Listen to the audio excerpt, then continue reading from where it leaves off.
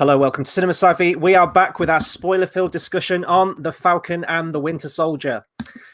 Today we are up to episode 5. Truth, we are one episode away from finishing this. This has just gone so quick. I can't believe we're at the penultimate episode, but there is so much that happened in this episode. We have a plan. It's quite a big plan. We're going to try and get it through as quickly as possible. And as I mentioned at the beginning, this is going to be completely spoiler-filled, so please watch the episode and watch the after-credit scene as well. But before we dive into this thing, just quick blast through the socials. Absolutely, guys. We want you to comment your thoughts on Falcon and Winter Soldier. This is a spoiler discussion. Bring in all your thoughts. I guess we can say theories now. We're moving in that stage of things. And let us know everything you think. We've got a lot to go through, as Chris mentioned. And as well as your thoughts on this, we're going to, as usual, hit that like button. Do help us out. We want to get more people and more people discussing this series, especially when we're 1 week away from that finale. And if you do like the video and some other stuff, hit us up on our socials. Follow us on there for more details of what's coming up. That's Facebook at Cinema Savvy, Twitter at Cinema_Savvy, letterboxd.com/CinemaSavvy, and go check out the description for details of our TeePublic site and how to win a £15 Rakuten voucher. That is all heading into the Oscars because we're also 9 days out from that. We've got a hell of a week coming up. We're going to be finishing the Falcon and Winter Soldier.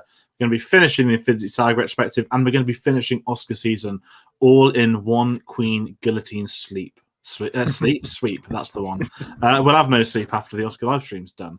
But yeah, as always, we always sort of pick up where we left off last week, and last week was quite the cliffhanger.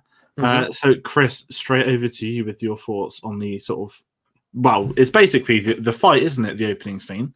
Yeah, so I was interested to see how they continue on from that final shot, because that kind of put Wyatt, I keep calling him Wyatt Russell, the new Captain America, put him in a very precarious position where he's got this bloody shield. He's just completely eviscerated someone, and the whole world can see. And I was like, right, where the hell do you pick this up? Are you going to pick it up like a couple of weeks after, a couple of days after? We pick up pretty immediately after, where he's fled the scene of the crime. He's on the run, and we open with quite a badass action set piece. Actually, we have like a 2-on-1 fight. And it kind of gave me Civil War flashbacks a little bit in some ways. You know how you had that like big three, and you know you got Winter Soldier involved again, and another kind of Captain America. I really like this fight, and I actually think my favorite. This got brutal as well. I kept saying that I didn't know if they were kind of going to shy away from the brutality a little bit now. I hate when people have like broken bones or broken limbs in anything. I can watch the goriest thing you put in front of me, but if someone gets a broken bone, it always makes me wince. And that was horrible. Where I think it was Falcon, wasn't it? He was like trying to pull the shield off his arm, and it broke his arm. And he still carries on fighting. So he has the true spirit of Captain America, who never backs down from a fight. But my favorite shot was after the fight was finished, and all three of them are just kind of laying on the floor. And I can't remember if it was like a bird's eye view shot, just looking down at them all. But I like how they're all lying on the floor says something about their character. Like you've got Bucky, who accepts Falcon and still wants to honor Steve's memory of him, you know, the mantle being passed to him. He picks up the shield and hands it to Sam in that moment. I really appreciated that. And the bloody shield as well, and with Sam wiping the blood away, like starting afresh, clean this up and give it a new image. I said last week that shield can say so much. You can put that shield in any situation, and the icon of that shield and what it represents, whether it's dented or scratched or got blood on it, or if the blood's wiped clean, it just says so much about the characters in that moment, I think. Yeah, it was an amazing way to pick up from last week, because kind of like you don't know, would it start in that open public area or would it be on the run? And I just love that even before we got Falcon and Bucky, we just got a couple of moments with Wyatt Russell, and I know he's John Walker and he's Captain America. Well, he pretends he's Captain America many times in this episode, but I love the fact that it wasn't a time jump or anything, that we got this immediate. I kept moaning, so you know. We saw it in that bloody trailer of him getting the shield, and I hate that. This is my gripe. This is marketing, not the program. I hate the fact that scenes from episode 5 were all over the trailers before this came out. I never agree with stuff like that. Yeah. Anyway, that aside, the fight scene was done so well. We knew it was coming, and I started to think when they were fighting, so this isn't just choreographed well. This fight has been built up to. It's not been this big hoorah out of nowhere. There's been moments where they could have all started the fight and they've never had it. It had to build up to this pristine moment for them to do it. And what I loved with this is that because he's took that super soldier serum, you know, ultimately he's stronger than the pair of them. And it's, you know, how are they going to win? And that's what I loved about it. It's very, for a warehouse scene with a guy that's got a metal arm and another guy that has wings, I thought that was probably as inventive as they can get. I absolutely loved it. And also sort of teeing up one of my favourite moments was, again, White Russell's been phenomenal in this series. The sort of rage he has, like when he rips those wings off Falcon's things, like, whoo, like a polite way, it's like, there's an end game in sight because he won't need them soon. I was kind of like, wow, like this guy is ripped. And then the fact that Falcon just uses the mini jet on the back of him as well for the fights, I thought was really inventive, and it just felt different. It kind of always said you do get those Civil War vibes at the start, but then I think once it comes into its own, it works so well. And even something like Bucky, like losing the arm for a bit when he's passed out, and it's all like sort of, I don't know, what would you say, like not cross-wired, but it gets like it malfunctions, doesn't it? It's kind of with the electricity. Yeah, and even I like that sort of stuff. And I thought it was a really fascinating way that we're cementing John Walker as the villain. If it wasn't obvious last week, the opening scene is even more obvious than it was then. So he's going to now have his full villain arc, which I'm excited for. We'll speak about it, I guess, as the episode goes on. And the other two, we can kind of push for the narrative now of Sam. And I think what you mentioned, actually, Sam rubbing the shield was a big moment because it was the symbol of it. And it's the fact that you could tell that he was disgusted. There was blood on it, like he was trying to clean it. And it's that film theory nonsense, isn't it? We both used to go on about where it's like, is he cleaning the stains of the previous person, or is he bringing symbolism back and all that stuff? And there's so many ways you can interpret that scene. But I think Anthony Mackie, not just for this scene, but for this whole episode, was superb. And I think he's really not coming into his own. I think the potential's always been there, but the writing on Falcon is so well done at this point. Where, you know, I'm assuming by the end of next week, at an absolute jump, he will be Captain America, but it feels earned. And his character, you know, we spoke that in Endgame that at the time of the Endgame thing happening, you don't know if, like giving it to Sam, that's cool. Like, I understand you'd want to pass on, but now it's like, okay, there is a story there, and they have told that story and still telling the story. So I thought the opening scene was some of my favorite scenes of the actual entire series so far. Yeah, and I think this was probably the best written episode next to episode 1. I still think episode 1's my favorite. Maybe that was just like the introductory piece. Maybe I'll go back after this whole series is done and my favorites will change. But I think the strength of the writing on all of the characters across the board, you know, Sam especially, like, by God, when we get to that montage, and we'll be talking about that later on, his development with Bucky in this episode, we went back to more of that personal stuff that we got in episode 1, which we kind of got away from, you know, with Sam's sister. And just his relationship with Bucky. We had some stuff with Zemo in there too, tying in with Bucky. But I think that this was easily Walker's best episode. I love Wyatt Russell in this role. He gives it his all, and you get so much of a range from him. You mentioned the pure rage and just like animalistic brutality that he has, and he plays that fantastically, and you believe it as well. I think that's the key thing, that he doesn't feel like someone who's play acting. I guess he is, like, you could say that, he's not the real Captain America, he's just playing as him. But you know, when it goes into him and it goes more into his past and, you know, his military career and his reputation, that he is a good man. You know, he's one of the best military men there is, and he's honorable to his friends. The fact that he goes back to Lamar's parents as well, which was one of my favorite scenes. My one gripe is that I wish we'd have got more of that connection with Lamar and Wyatt, I keep saying Wyatt Russell, and John Walker, sorry. I really wanted them to build up that friendship a little bit more. And we got like a few scenes here and there, but when, you know, we had his death in the last episode, I didn't really feel it. I didn't feel like I had an attachment to his character. And, you know, maybe this series would have benefited from 8 episodes and just have those few more episodes just to really delve into the characters a little bit more. I won't know until I see next week and where it all rounds off, but it feels like this series especially is rife and like needs that time to develop these characters all the more. So I'd have liked more of that friendship, but you get so much with him. You get his wife, who's really supportive of him. You get that whole military hearing where they de-rank him and just... And you feel for him, I think. And a lot of people are very, very critical and very harsh of him on the internet and just straight up don't like John Walker. And I can see why.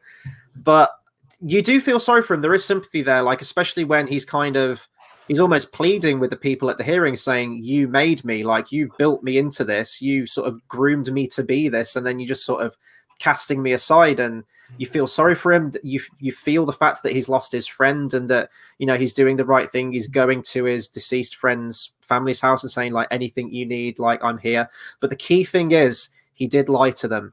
And I love that he did that as well, because I feel like he was trying to justify to himself. I don't even feel like he was doing it for their benefit, really. I think he was doing that more for himself in that scene, where he is completely torn between the brutal nature of what he did, and he's trying to internally justify it himself. But we know now, and especially when we talk about the after credit scene as well, where his character is gearing up going into the next episode. Yeah, I think the military stuff was amazing because, if you look at this as a series, you've got so many sort of smaller storylines going on, but the persona of Captain America, it was those words being said, you built me, and you've got a scene like that, which is true. No matter how much you broke it, they made him Captain America. They made him the face of the country, the mascot, however you want to call it. And in the same episode, you've got Isaiah Maxwell. Is it Maxwell? Apologies, I might have got the surname wrong. Let me just have a look real quick. We get all of Isaiah's background, and it's the country. I don't want to say the country failing Captain America, because that's a completely different thing. But it's again that you were presented as an image, but the moment sort of they can chuck you out, they will, and they did. And I think that's where all these question marks heading over the sort of persona, not just the shield, but what is it to be Captain?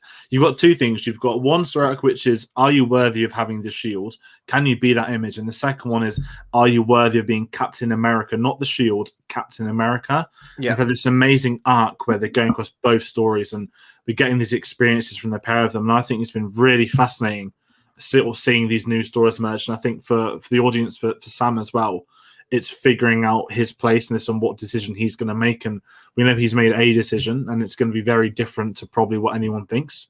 We'll know that in a week. We've obviously got the final shot, which is what we all know it's going to be. But I thought the writing was very complex for something that may look easy, and not to sort of make a dig on WandaVision, because obviously I loved it, but I think this might be a series that started maybe a bit slower, but I think overall it's going to probably have a bigger impact on me. Not to take anything away from WandaVision, I absolutely love it, but this has that maturity, has that feel, and feels a little bit more sort of not well made. That's horrible, because WandaVision's fine, but I think this is that maturity that we're looking for. And I think this was Marvel taking some big steps of, we spoke in the past, they've not done race properly. These sort of, how do you describe it?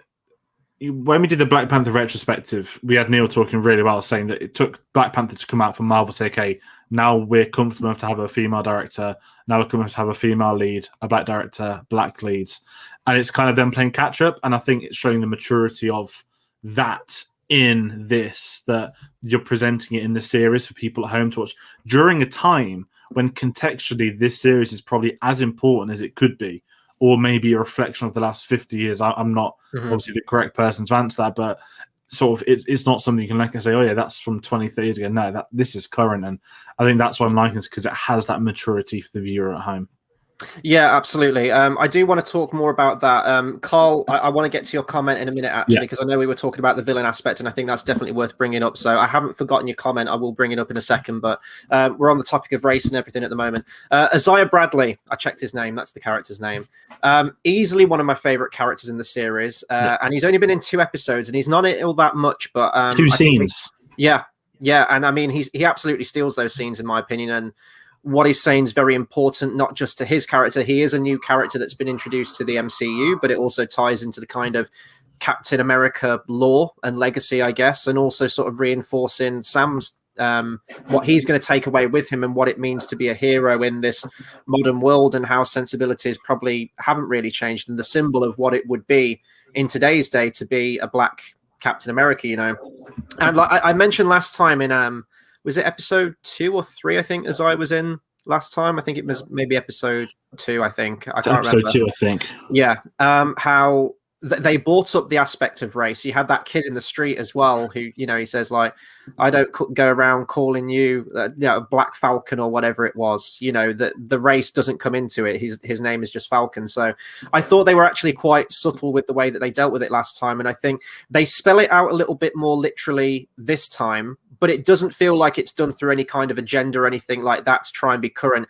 It feels necessary to the character and where they're going with the story. And they are handling it with a lot of tact, I think, and a lot of respect. And I think they genuinely are debates worth having and like things in society. And whether this will go ahead, I don't know, but there's talk of within films like, oh, we're going to have like a black Superman, for example, and some people are not okay with that. And I know that's more like a film version, like a depiction, and this is sort of like within lore, but I think it's still worth saying, like, can you have a black Captain America? And I mean, the comics have proven it is, but I like how they're handling it. I like how they're handling the I don't even know why it's a dilemma, to be honest, or why, but it's a conversation worth having. And I think that Asaya brings that to him because he has gone through those experiences himself, where he could have been the first sort of like, that black superhero that's out there in the limelight, adored by the masses, and he chose not to because of how the country treated him, essentially. 30 years of incarceration. We get more into it in this episode that he was experimented on. He was managed to escape, and he just didn't want anything to do with it. All the stars and stripes and everything. That image, that idyllic image of America, is just dead to him because he's seen the reality. So I think that, Sam going forward, he's kind of going to have both sides because he's seen Captain America, Steve, and what he achieved, but then he also has this reality as a black man himself. So I think that the two of those are going to unite, and it's kind of, I don't want to say his character arc is completed in this episode, but I think he reaches that realization himself that he can't be Steve's Captain America. He's got to be his own self. He's got to sort of chart his own path. And I think he even says to Bucky, like, with all due respect, it doesn't matter what Steve says. It's sort of like matters in the now who we are. And he reaches that conclusion at the end of this. So as far as I'm concerned, at the end of this episode, he has become Captain America. And then, the next episode where he gets in that suit, and we'll talk about what we think's in that case, because that was like a total Pulp Fiction moment. Like, you want to see what's in there. We're going to see it next episode. I think it's going to be a black Wakandan Captain America outfit. I think that'll be, I just think that'll be incredible if that happens. But so getting him into the suit is the formality, essentially. He already is that character, in my opinion. He's proven that he's worthy. The writing in this episode cements that as well. So we just need to get him in the costume, give him the shield, get him into a fight scene, and that's all going to be well and good for the image. But the character itself, it's like Daredevil in the Netflix series. Like he was Matt Murdock, he was Daredevil. Charlie Cox was brilliant in that. And even though you only get him in the actual Daredevil costume in the final episode of season 1, it doesn't feel like that's not Daredevil because he's not in the costume, because the character is there already and you're still watching that character. Yeah, I think that's the big thing, that you don't need the costume to be the. Sorry to bring Spider Homecoming into it. It's that one great line from the film where it's if you're nothing without the suit, you shouldn't have it. And what I love is that they've fully fleshed Sam out as a character over X amount of years, over 5 episodes as well. And you sit thinking, he's the guy, and that's where I like it. And you've got these sort of smaller subplots. We'll get to the villains, because I'd say the same, but let's carry on talking Sam. Actually, let's just read the schedule. Let's keep going with Sam, because I think what I loved is this great scene where Bucky woke up and it's Sam's kids playing with the shield and stuff, and it's kind of there and I think Bucky could probably have this sense, maybe more than Sam, that because he obviously was there in the war, he knew the propaganda side of it, but he knew how much that symbol meant, and for him to see like the nephews playing with it, and like they're really excited, and there's so much going on with the shield that we're now seeing. Yes, it's had this horrible side to it, but it is what it represents, and for him to see the kids playing with it, and I think this is going to be something we see over not the next few weeks. Next week, it's going to be really big, and I think those whose discussion is a great point as well, which Bucky says that me and Steve didn't know the problem this would have of us giving this shield to a black man, and I think that was an important line, because that is something that is worth being mentioned, that it's so hard as a conversation piece for them, not to sort of disown game or anything, but it was a simple choice, pass it to Sam. And we know if Sam had just rocked up as Captain America in episode 1, it would have been a very strange, how did this happen? And the fact we've had this story around it, we've had a false Captain America, we've had, as we mentioned, we've had a sort of not a failed Captain America, but failed by the government's Captain America. And it's kind of Sam getting to that middle ground. And this is where I think this series is really hit, when he accepts, he's going to be his own Captain America, and you get this I'd safe to say it's probably going to be Falcon's Captain America theme. Henry Jackman's score really came through today, but the training montage was I thought they were gonna chuck in, and I thought he was gonna lap the house around his nephew and shot on your left. I don't know. That would have been cool. Maybe a bit on the nose, but one of those. Cool. Yeah, exactly. And I was just like that when it got to that montage. Learning to throw and catch a shield probably isn't the easiest of things, and I like the fact that we saw the struggles that he couldn't just magically catch it 24/7. I love the weird frisbee angle he was doing with Bucky, but that whole montage was so well done, and we're ready for it next week for the big finale. It led you right up to him opening the case. I'd rather see him training as Sam than being in the costume. The costume is the sort of the icing on the cake. It's the last thing you want to see, and my gosh, we are ready for that when it comes. Yeah, absolutely, and I love that montage as well. It was brilliantly filmed, and you really felt his progression with that power. And I still want to know the physics of how that thing works. Like, is there a magnetic thing on the gauntlet? I don't know, because if that just bounces back, I mean, it's a comic book thing. I don't care, but and this is important because this isn't just like in TV show, but just in films in general. The fact of showing that growth and that struggle of a character. I'm not going to get on like a soapbox for all too long, but heroes that are just good at everything are just boring. You want to, as a viewer, you want to see that growth in people. You want to see their struggles. You want to see them become the hero, essentially. Because if they're just, great out the gate, it's just not interesting. There's the real meat of the story and the themes really come through in those moments of struggle for the character. And even before the montage, the bit that you talked about where they were sort of like playing, it was almost like they were playing catch, but with the shield. And, like Bucky gets the shield and he says his piece, then throws it, and then Sam catches it and says his piece. I really love that heart-to-heart between them as well. That whole section I thought was just brilliant. And I like how the show sort of brought it back to what the title is, and not to say they've got rid of that completely, but they were dealing with a lot of storylines and a lot of characters and a lot of plot things being introduced, and I think they got away from that a little bit around sort of like episode sort of like 3-4 kind of time, because the focus was shifted elsewhere, of course, where it needed to be for the plot. But it was nice to sort of get it back to these two characters and that dynamic they have with each other. And they have that, they almost like each other's therapists in that moment. Actually, they probably do more good for each other than Bucky's therapist actually did. He lays it all out there that if you want to make amends, you can't just sort of go to these people just to try and cross a name off the list. You've got to put the work in and do something good for these people. And that's what Bucky needed to hear. And then Bucky tells Sam what he needed to hear. So it's that brilliant dynamic shining through again. And then they throw the banter in afterwards where it's like, but we're not that close. We're just colleagues. We're just two people that work together, which is fine. But you get the beats of that dynamic that you need between these two characters, I think.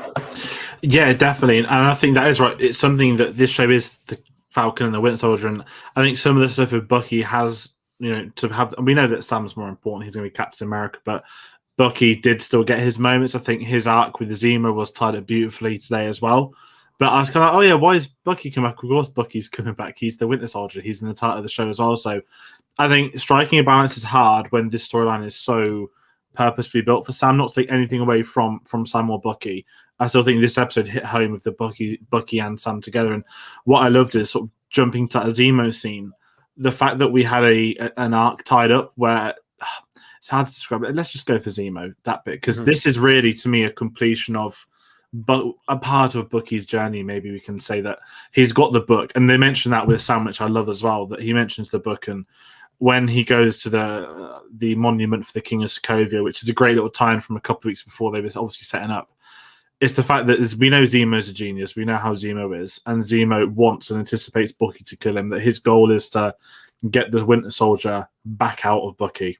But that's really fascinating angles to play it from.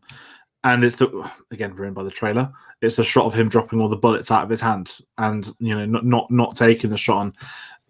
What I love with this as well, because we know that Zemo is a villain. There are clearly plans for him in the future. Maybe we'll find them out in a Wakanda series or Black Panther 2, or maybe there'll be a season 2 to Falcon and Winter Soldier, which is probably a great discussion maybe for next week. What I was very excited by was the fact that Zemo didn't just say, oh no, my plan hasn't worked, I'm going to try and kill him myself. It was none of that. It was almost like Zemo was happy for him that the Winter Soldier had gone from him. And he makes that great and says, I crossed my name off your own list. I don't really know why Zemo would have been on his list, in absolute truth, but it's not someone Bucky wronged. Anyway, that piece aside, I thought that sort of respect between the two and the fact that, Bucky, told the Wakandans he'd be there. They obviously arrest him, take him away for unknown sentence. I thought, what a waste. I guess I'd happy jump in the front and say, I thought Zemo would be the big bad for the entire series. They marketed that, and it's a smart way to market it. Sort of going back to John Walker, genius character arc by making him the outright villain. We'll get to the Flag Smashers later because all this villain theory is going to come into it for me. But I think it was the right thing to do to let Zemo go this episode, ready for what's happening next week. Yeah, well, just going back to like Zemo being on the list, it's people who did like horrible things to him or used him to kill people and everything like that. So, I mean, in episode 1, we saw people that were probably really dodgy people, but he was just sort of like tipping the cops off to where they were to get them arrested. And, that guy who it does the flashback to, the Asian kid who Winter Soldier kills, he can't make amends to him. So he tries to find the next person to him. So I think obviously he wanted to, the making amends thing would be letting him live, essentially letting Zemo live. Ultimately, is him making amends and not going back to where he became. I really want to see. We've only got 1 episode left, and we've got the whole Flag Smasher stuff, and we've got Walker. And I must admit, I've been let down a little bit by Zemo in this series. Now, Daniel Bruhl's fantastic, but maybe I'm to blame for this. Maybe I'm my own worst enemy. Seeing those trailers, knowing that Zemo's coming back, seeing the mask, and thinking, oh, we're going to get, proper Baron Zemo from the comic books. And he's wore the mask once, and it was a very short scene. And, he hasn't come back into it. And I keep thinking, like, he's got to have a plan. He's got to have, like, I hate saying end game, but it always comes into it. He's got to have like a game plan, essentially. And maybe he will. Maybe it'll be that classic trope, that Loki trope from Avengers, that Joker thing from the Dark Knight, where, he wants to get captured. He's been captured by the Dora Milaje. He's been taken to Wakanda, we assume. Maybe he's got plans there. He's going to shake some structures up in Wakanda. Who knows? But I have been a bit let down by him in this series. It feels like if they haven't tried to make him more comedic, which is fine, I just don't feel like I've had that Zemo that I wanted, or I guess there's so much at play. As I mentioned, there's the Walker stuff, there's the Flag Smasher stuff, which I may as well bring up the comment now. I think it's a good time as any. The Flag Smashers became more irrelevant this episode. This episode just stops dead when they're on screen. Absolutely. I've been that way throughout the whole series, but especially this one. When it cut to them at the end and it's sort of bigging them up as this big explosive finale where, there's this huge organization and they've infiltrated the GRC and we've got Batroc now. It's like, I just don't care. I don't care about any of this. They're not intimidating. I'm not feeling the stakes. I don't feel like the whole world's going to come to revolution and be completely shaken up. For me, the real drama of this is with John Walker and that storyline and the hope that Zemo does something, because he hasn't done anything, and maybe he will in the final episode. And if it's another hour, is an hour going to be long enough to sort of tie everything up? I think this is one that definitely needs a second series. And I'm trying to think of sort of the blueprint of what Marvel have got mapped out for like the next amount of years.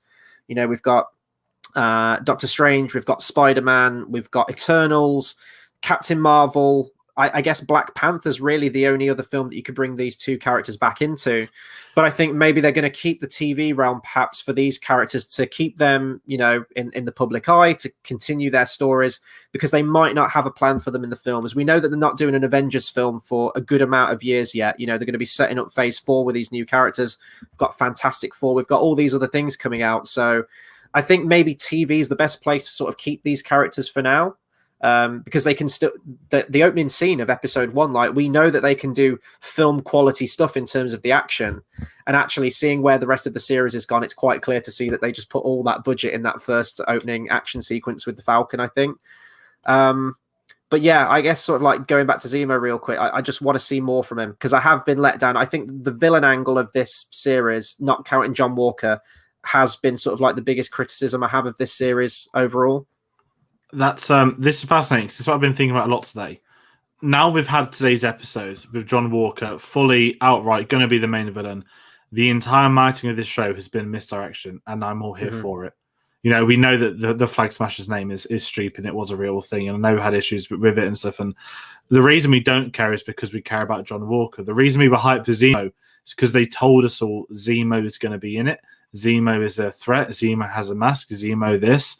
Flag Smashers wear masks. Flag Smashers this. And I think the genius of this series has been not keeping it quiet, but it's been the fact that they never... I think the closest thing you have to a John Walker shot in a trailer is a split second of the American football stadium, which you might not even know. Now, if you knew that John Walker had been cast in it, you might have known, but I think Marvel have played a blinder here by, if every trailer was like, here's new Captain America, we disagree with him, we'll show his descent into villainous, that would have made the series awful because of how predictable it would have been.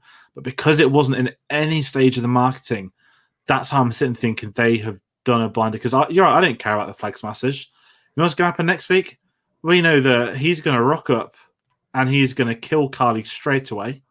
He's going to avenge his friend or try to or whatnot. We know it's going to be absolute pandemonium, and all of it is because of John Walker. And this is where I'm starting to love it more, is that they sort of shoehorned him as he is the main villain. You know, Baltrock the Leaper, you know, George St. Pierre, UFC champion. He popped up because, oh yeah, you're in episode 1. Of course you was. Like, I want to kill the Falcon. I was like, okay. So he's going to be Captain America next week. So like, good luck with that. Whereas John Walker's going to pop up and he's just going to be there trying to kill anyone, everyone, probably everything. And that's where the villain side of it's fascinating, because even a week's time, but you might have had, I don't want to say one of Marvel's strongest villains, maybe one of Marvel's best written villains we could say about him. I think he's more of an anti-hero, isn't he? I won't say he's an all-out... not a hero. Nah, he's not a hero. No, he's an anti-hero. Like, because he is ultimately, like, doing things for the right reasons. Like, he's not a good... You know, but how he goes about things is a bit dodgy. I guess you could say the same for Batman. Batman's an anti-hero. He's not inherently all good. He's not inherently all bad. Like, he kind of rides that line, and I feel like John Walker's that. Now, next episode, if he's going out for all-out revenge and wanting to kill Falcon and kill the Winter Soldier, then absolutely he will segue into that villain. But I think, I mean, it goes back to the whole thing, and I'm going to say it again, subversion of expectations.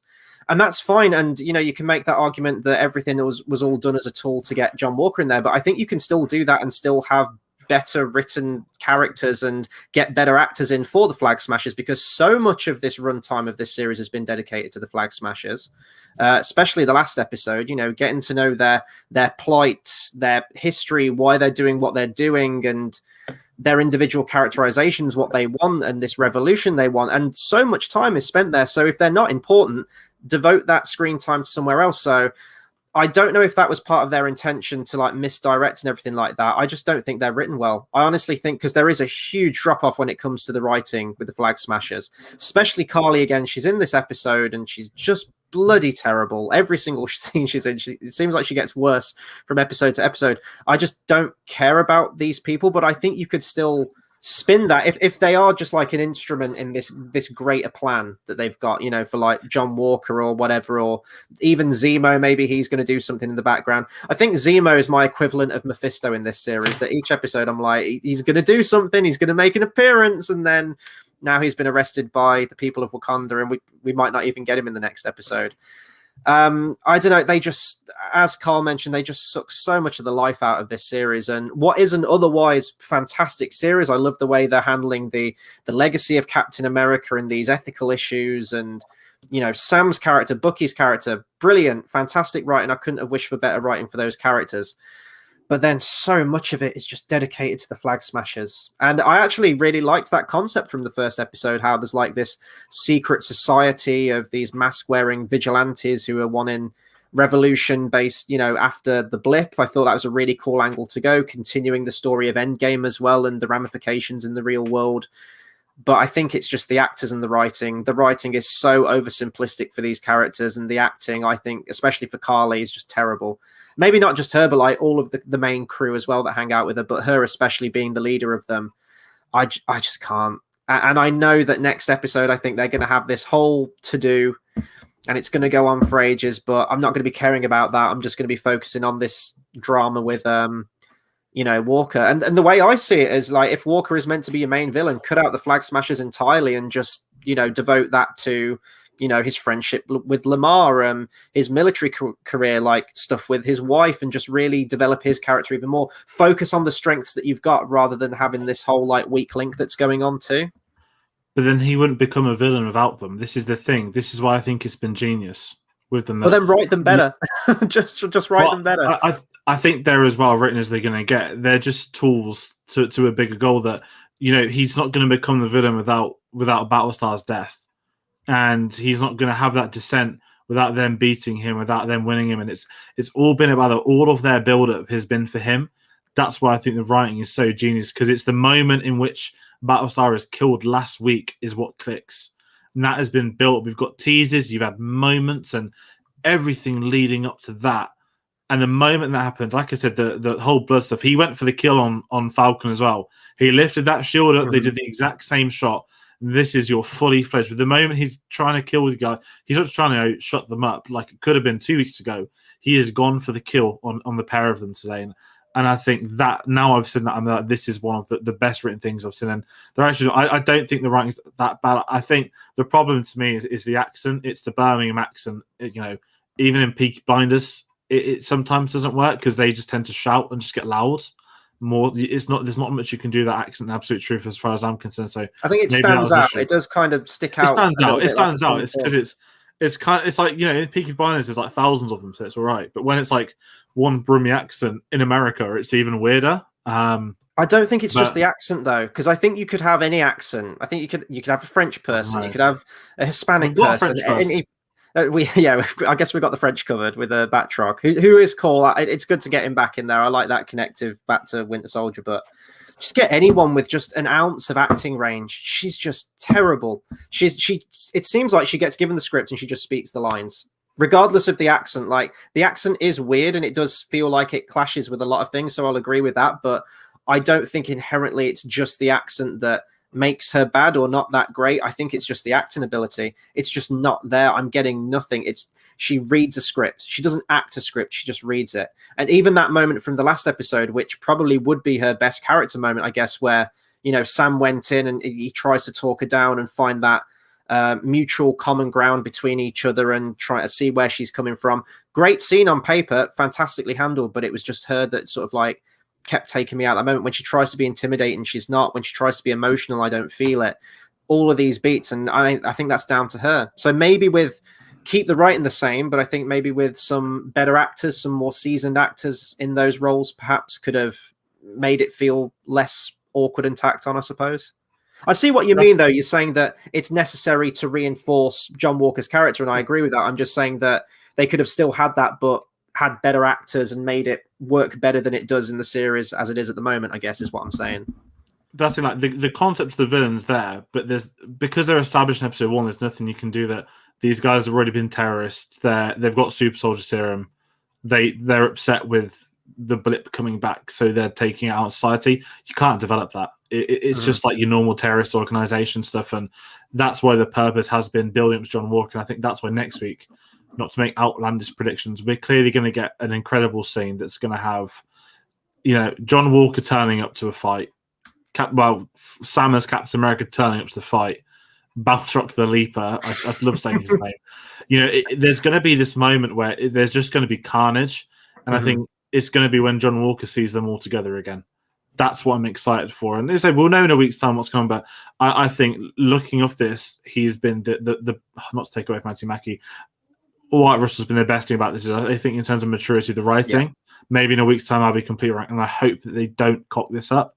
I think they're doing so well with him, and it's been that natural sort of deviation downwards, from him going to Internet Cafe and the guys saying like, you're not Captain America, to him being a psycho, to him taking the serum. Everything's built up, and going into the scene what you mentioned earlier, where he's sort of with Battlestar's family as well, with Lamar. I thought it was a great scene because it was like, I hope it was that ultimate villain. It was like, I hope that the justice, it was that kind of weird, like, I've killed him for the world to see, and I hope that that's like made it better for you. Well, I can't remember the line for line, but it's along those sort of very stereotypical lines. And it's when he just lies to him, I was like, boom. And I was like, it's that self-convincing, trying to make out he's right. And I think that's what's amazing. It's how stubborn he is. And it's going back to that sort of serum stuff that it makes, the bad out of people gets worse and the good from them gets better. So I'm so intrigued to see what's going to happen with that. However, so let's bring up another comment from Carl. Who was the lady that showed up and seemed to know everything that's going on? We spoke last week very quickly about, there's going to be a cameo. Is it the Power Blaker? Is it this? And when Julie Louis-Dreyfus rocked up, that completely, I was like, oh, that's not ballsy for Marvel. That's the wrong word. They have picked an incredible actress to take on a role in the kind of series I didn't expect it to come in. So if anyone doesn't know, she's mainly famous for being, of course, in Veep and Seinfeld. I believe she's won the most Emmys of anyone in history. Acting actress. Sorry, I don't know about producers and whatnot, but that is a big name who doesn't need to sign on for much. And she signed off this role. I was like, okay, is she just going to like whisper in his ear, like, Hail Hydra, or, I'm the power broker? Like, I was expecting, I don't know what's going to happen here, but the actual character name, I believe, it's complete. It's like Contessa Valentina Allegra de Fontaine. So that's not something many people are going to be remembering anytime soon. That's obviously clearly off Google right there. Mm-hmm. However, what I find is fascinating is there was a rumor a while ago that she was due to be in Black Widow film. So I'm very, very curious if she was in that and they've cut it, or she is in that still, or it was just rumors and they decided to put her in a bigger role. But I think she's going to be a character that maybe has nothing to do, maybe pops up in one more scene next week. I think she's going to be, you mentioned to me like a sort of Nick Fury. I think she's going to be like a villainous Nick Fury, that she's going to be putting together her own team, or she's well placed somewhere. And this is me off Google. I'm not going to take any credit for this. I believe she's tied into the Secret Invasion storyline in the comics at some point. She's a character that's been around for a lot of years, so she wasn't just in one comic and never came back. She's been around for a lot of years, but I think that there is something very interesting going on. And I think that was a fascinating choice. And again, very well kept secret. Yeah, absolutely. So I'm actually trying to remember. So I didn't know the actress. I think I've heard the name before, but I don't think I've seen her in anything before. I can't actually remember what she said in the scene, so I'm probably going to have to go back at some point on Disney Plus and rewatch the scene, because as soon as she mentioned her character, and I've got to say it as well because it's such a great name, La Contessa Valentina Allegra de la Fontaine. God, that's such a comic book name, isn't it? And I think that's what I was hit with when she gave her name. I was like, that means something to someone, which is always what I say when something happens in a Marvel series or a post-credit scene or something happens that I'm not aware of. And I think I spent most of the time on Wikipedia reading about her character as the scene was happening. I should have paused the episode and read about her character first, but just did some really quick reading now. It doesn't look like there's all that much on her character, but it says that, like her parents were killed.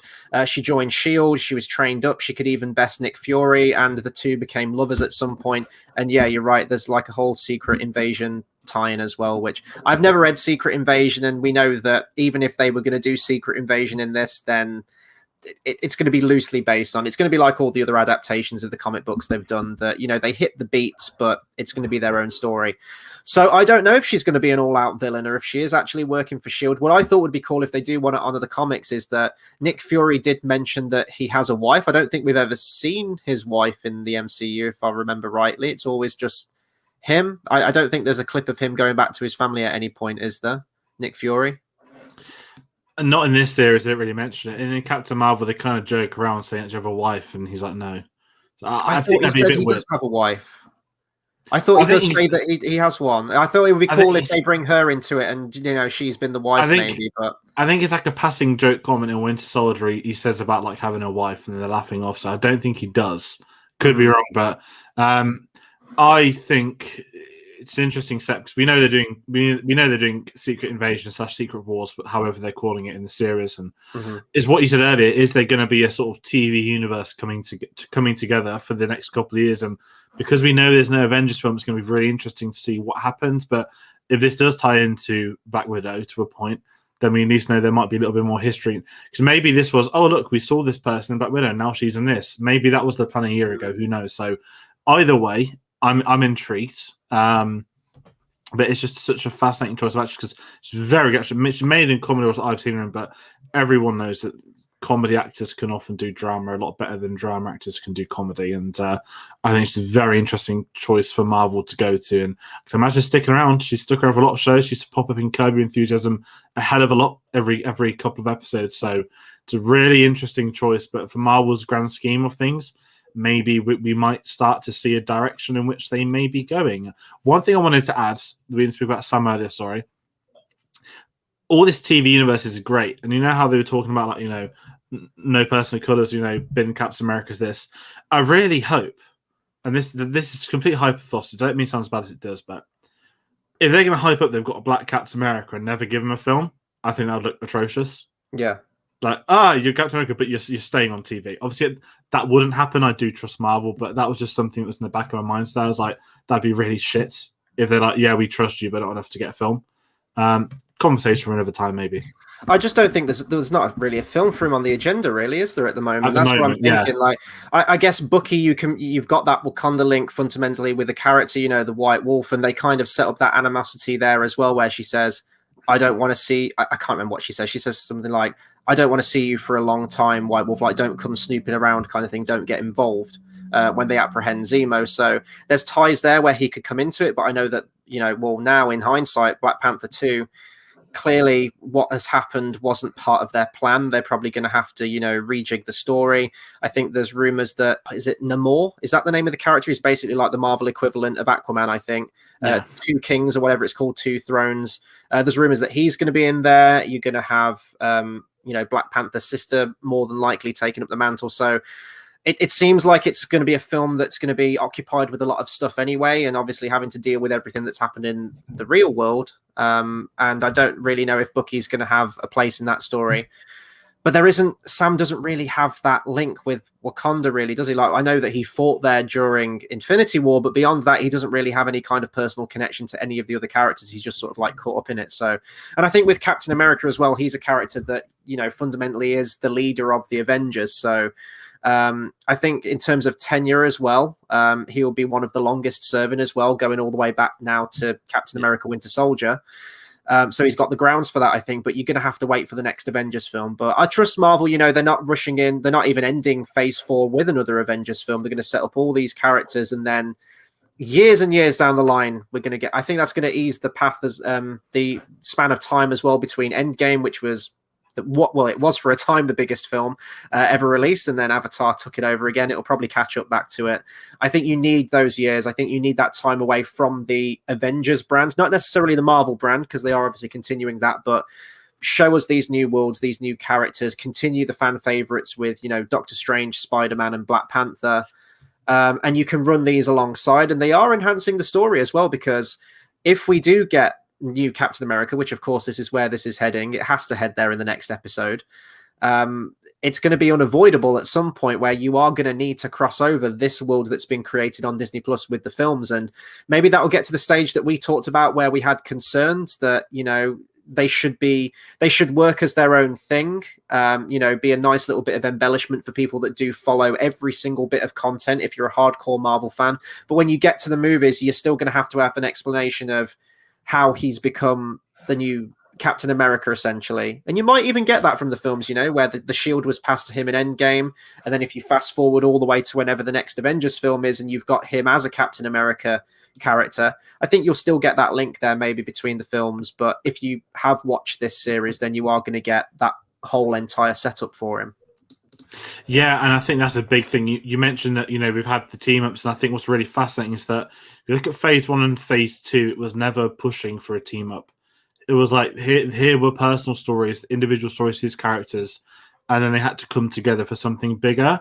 Whereas when you look at phase 3, it was very much, here is I'm not using the pun, here's Endgame, here is Thanos, we've had stories of everyone else, but now we have to put you all in this idea. We need to put you all together for this story.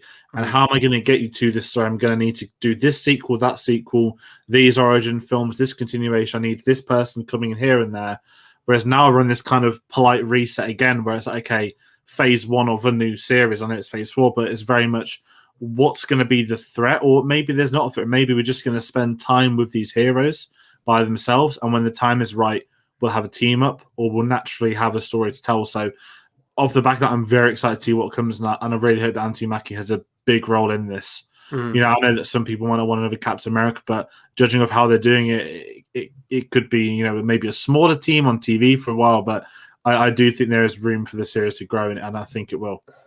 I think what it's got to sort of win me over on in terms of the film, like I've got nothing against, like Black Captain America or anything like that, or him getting a feature film, but can Anthony Mackie, does he have that star power? I know he's a tremendous actor. Does he have that, main headliner actor, Anthony Mackie in the new Captain America movie? Like, is that does he have that star power, or does he work better as like an ensemble or in like, you know, TV where he's working along someone? I would love to see him in a Captain America film. I think that would be incredible, especially after watching this. I'm ready for one, but is it going to hit those? Like, because you got to think it's the Hollywood hype, right? It's Disney or a company. You know, they're going to be making this film. Do they think that would make money? I guess, you know, they've got to take that. I think we're ready for one. I think the world's ready for one, but are Disney ready to make that? Because, you know, Disney are that company where, you know, they'll pretend to be part of these issues. You've got the whole episode 9 thing, right, where you had the lesbian kiss at the end, and it's, you know, Disney, oh, we're progressive, we want all of this, you know, equality and, you know,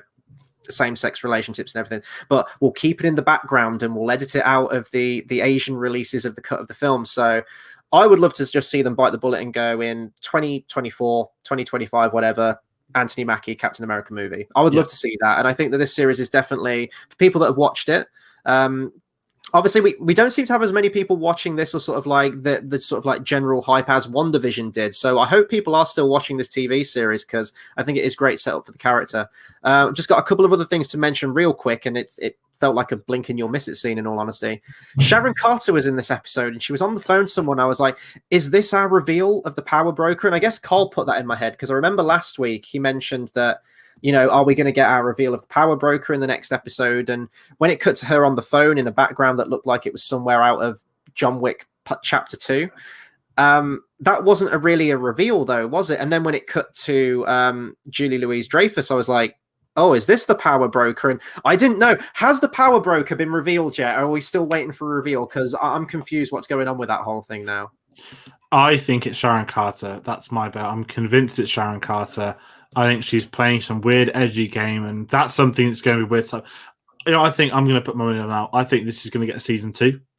This feels the most seasonable compared to some of the others, and I think it will get unveiled in the credits next week. And I think I'll end of the tease the power broker as being some big step villains. So that's my bet. I think if it's not Sharon Carter, we know she's working for it, but I'm curious to see what their plan is, because I don't think that's a storyline that's going to get tied up next week. I think there's a lot going on at the center or whatever it's going to be, and I think that's going to end sort of 2 or 3 arcs at the same time. And I think Power Broker is going to be this sort of mysterious bigger person that's going to pop up over the next few years. In that case, then, like, I'm thinking like, well, I know that Wanda's going to be in like Doctor Strange 2, but could that get a second series? And if we're going with that plan, that if they want to keep these characters going and keep them in like the public eye and the public consciousness, like clearly TV is the best place for them right now, because they're not going to get that team up movie. But you are going to get Wanda, for example, in Doctor Strange. So she is at least going to feature in a main headlining film that's going to come out, this big $1 million budget film. But we know that these characters aren't. I would love to see a second series of this. I guess it all depends how the next episode rounds off, right? And maybe, you know, they're going to test the waters with Anthony Mackie as Captain America in a series, and then eventually bring him over to a film.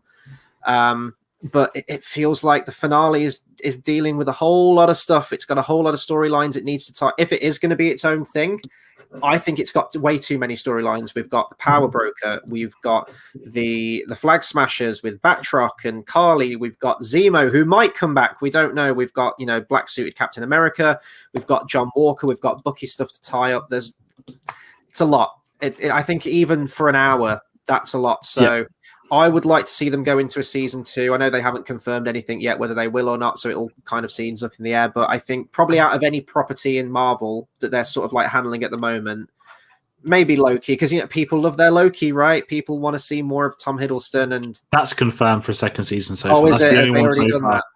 I don't think there'll be I don't think WandaVision would work as a second season, but I think this one feels the most not bankable, but you can imagine Falcon Winter Soldier season 2.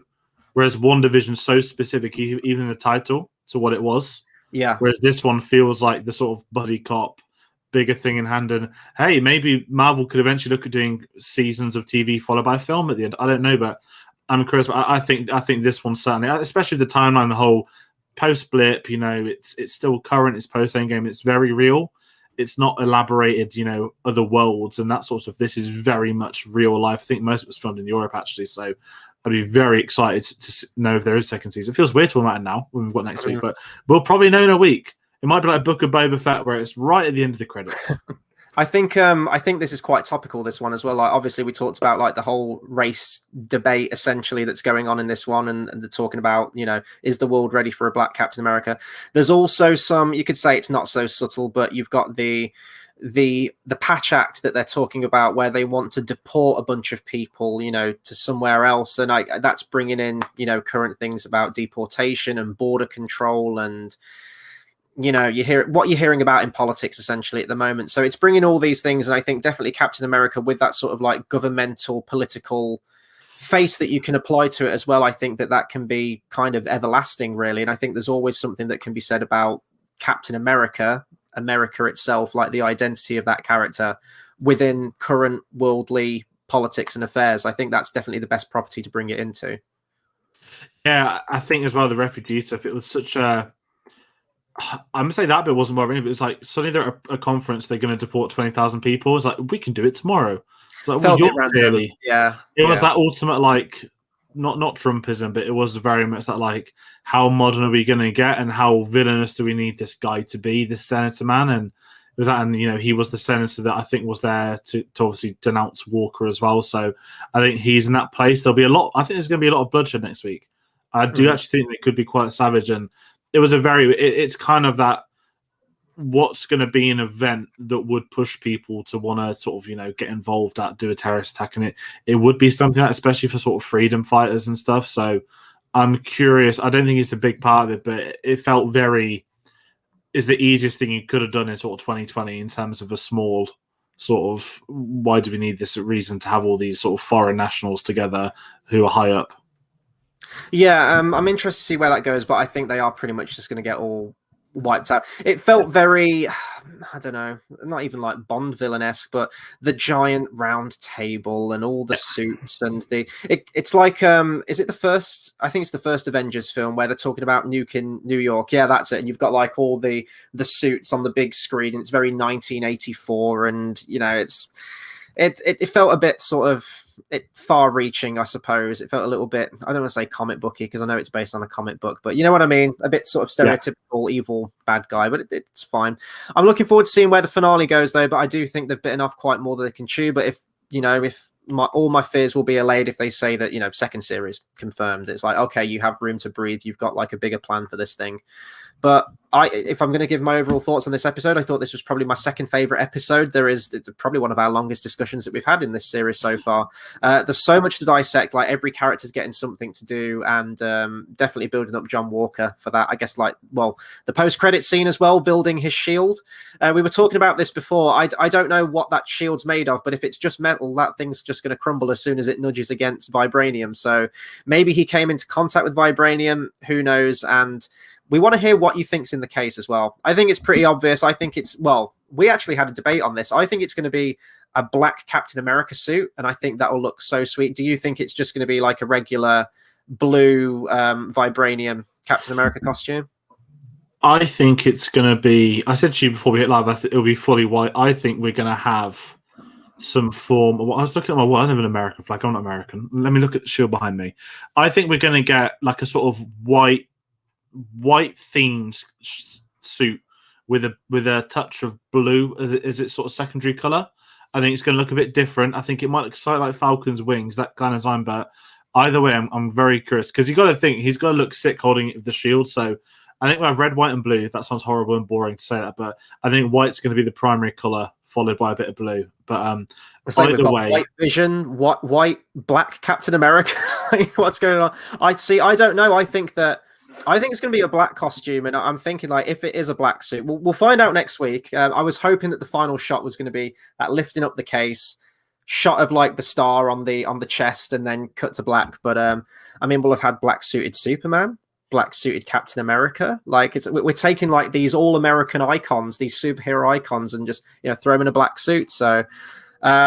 I guess that could be a question that we ask people. What do you think is going to be in the case? What color costume do you think it's going to be? I don't know the comic book, so I know that Falcon becomes Captain America. I don't know if his suit changes. I'm not sure. But also, the best question that I had was, because I watched this with my folks, and at the end of the episode where I said like, he's going to be the new Captain America, they asked, well, who's going to be the new Falcon? Because there has to be a Falcon on the team, and I guess it's his best buddy, right? I forgot his name. He was in episode 1. He's kind of in this episode. And we knew in the comics, I think I said about this, like, apparently this was the new Falcon. And what does Sam say? Forget the wings. And he stood with them. So, it might not be anything concrete, but down the line, another confirmed origin for if they need it, which is mental because Marvel's naturally now built to a new Captain America and a new Falcon. And we've had fake Captain America and fake Falcon. All in the space of like 2 weeks. So it's fascinating that I think only Marvel can naturally build up to it'd be meant to have in like 5 years' time. I still think they'll do it. Completely different conversation. We'll do it in December, but we know they're going to do a live action Miles Morales at some point. And it's going to be insane that I don't think it'll be MCU, but if it was, Marvel would have done Spider-Man so long that they can already introduce Miles Morales. Yeah. That would be mental to consider. But hey, you know, Kevin Feige, 10 years ahead of us all the time. Minimum 10 years ahead of us. He's probably on like phase 20 by this point. He's planning his retirement. I guess the last thing we can bring up, because Carl's mentioned it, were the people at the end brainwashed? They all seemed under control. The public seemed to be under control. I think they were just part of the Flag Smashers. It was kind of like the John Wick thing where they're all like hiding in plain sight and then give like the signal and then they'll all converge. I don't think they were like brainwashed. They're all just, is it the greater good from Hot Fuzz? I think it's just cultish, really. They're whispering. It's like the Hail Hydra thing I think you mentioned earlier, where it's just like one people, one world, or whatever it is they say to each other. I think we've pretty much said everything that we can on this episode. I think we've picked it clean, in all honesty. So obviously we've had people commenting throughout today, but we're going to hand over to you guys as well. With any more of your thoughts, maybe there was something that we forgot to mention. Maybe you've got an idea of where you think it's going to go into the finale. Falcon and the Winter Soldier related, anything you like, please do like, comment, share, and subscribe. We want to get as many people involved as we can for the finale, if we can, hopefully, because I think that will be a big discussion. And obviously that will not just be a conversation about I guess we've kind of strayed into this with this discussion, actually, but not just about that episode, but probably where we think it's going to head into the greater MCU as well, moving on for that. So we will be back next Friday at 8 p.m. GMT, the same time every single week, for the final episode. And then we'll be taking a break from Marvel for a while, at least until Loki comes out in June. We have a lot of other things planned as well. So I'm going to pass over to George now, because we're nearing the end, actually, of as you mentioned at the beginning, the Infinity Saga. You have done a man's job and taken this monumental task on, and you're nearing the end. How does it feel? Where are we up to? What do we have planned coming out? Yeah, it's been a bit weird. I hit export on the last film today on Premiere Pro, which is a very strange thing. I'm too scared to press export on Endgame because I've got to give up my computer for a day to do it. That's a clue where we're at. So tomorrow coming out is Captain Marvel. We're almost at Avengers Endgame. That's going to be at 8 p.m. on the channel. It's me, Charlie, and Neil, because Chris was fake blipped if you saw our Infinity War video. Spoiler alert. I might just upload that 10-second clip at the end. What's really sad and depressing, completely behind the scenes, I actually did it wrong. So like it's got a wipe gradient first, but I don't care because I've never done it before. Now I can. So if you like what the hell are you on about, go check out our Infinity War discussion from Monday. If you like Infinity War, there's something wrong with you. But we do have Ant-Man that came out on Wednesday. So every Monday, Wednesday, and Saturday, gearing up to now, say finishing this Monday, Wednesday, and Saturday. 4 more videos, obviously the 3 final films, and we're going to wrap it up with a lovely top 10 list. It's a combination of everybody that's been on the channel over the last few, or over on the series. Actually, got me able to get one person sending a video that couldn't make it for some other reasons. So I'm excited to share that with you. But next Saturday, top 10 MCU films, fully ranked, definitive F1 point scoring system. 11 people submitted their votes. We will let you know that. So lots of Marvel stuff on the way, happening / ending. Yeah, it's going to be weird because next weekend there's another big event. We of course have the Oscars, which is always a big thing. This will be the 6th year we've streamed it live, which is mental. God. Surely not the 6th year. No, I don't know if that's surely not. I think it might. Would be. Yeah, it will be. It will be.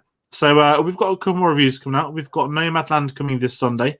We've got Sound of Metal and Promising Young Woman, either on Tuesday or Thursday. One of them one day, one the event. There's so many films I've completely forgotten, but obviously we're heading towards that big Oscar night. We've got a couple of other videos coming up, and after Oscar week, you may be asking, wait, there'll be no more Marvel no more Infinity Saga, there'll be no more Falcon and Winter Soldier, there'll be no more Oscars. What will we be doing? Well, I was tempted to play a trailer, but we'll do that for the finale. Save it for the Oscars. Yeah. That's No, incentive. Join our Oscars live stream, and we'll unveil it on that. There might be six of them.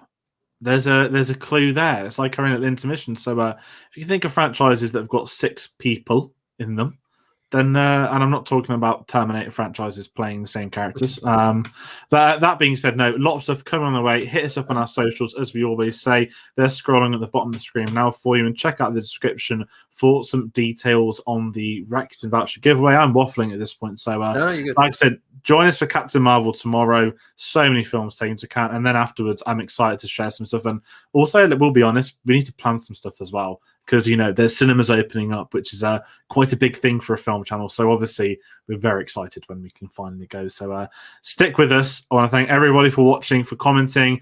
Do join us next week, same time for the fight. It's going to be a big one. I cannot wait to watch it and discuss with you all. So see you all then.